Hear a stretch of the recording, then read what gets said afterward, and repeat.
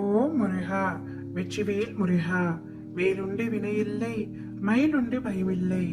என் அன்பு தங்கமே, இன்று இரவே இதை முழுமையாக கேட்டுவிடு தங்கமே. நாளைய தினத்தில் நீ எதிர்பார்த்த பிரியமான உறவிடம் இருந்து மிக பெரிய இன்ப செய்தியை நான் உனக்காக தரப்போகின்றேன். அதை கேட்டுவிட்டு நீ மகிழ்ச்சியாக இருக்க போகின்றாய். அது என்ன செய்தி அப்பா என்றுதானே கேட்கின்றாய்?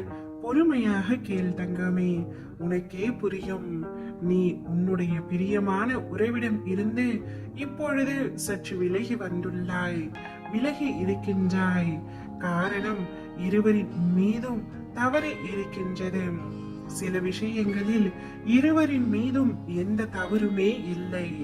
அதிகமான அன்பு ஏற்பட்டு விட்டாலே பிரிவும் சண்டையும் நேர்வது சகஜம்தான்.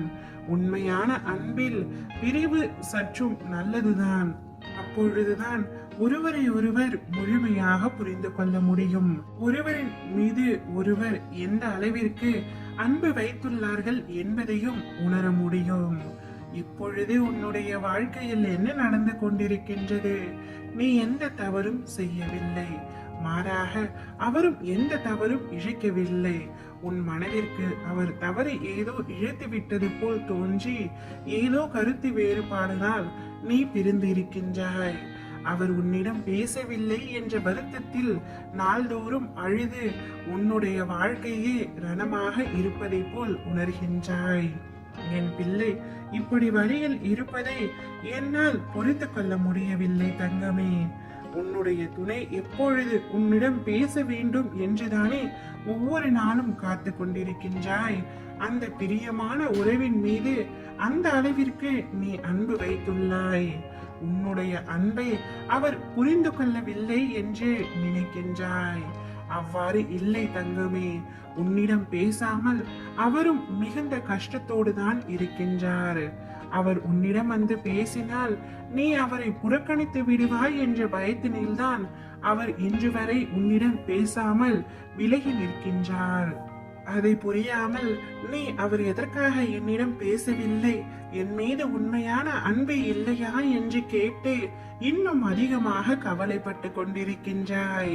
உன் மனதில் இருக்கும் வழிகளை உணர்ந்துதான் உனக்கான இன்ப செய்தியை அவர் மூலமாக நான் சொல்ல வந்துள்ளேன். நாளை அவரே உன்னை தேடி வந்து மன்னிப்பு கேட்டு உன்னிடம் பேசுவார்.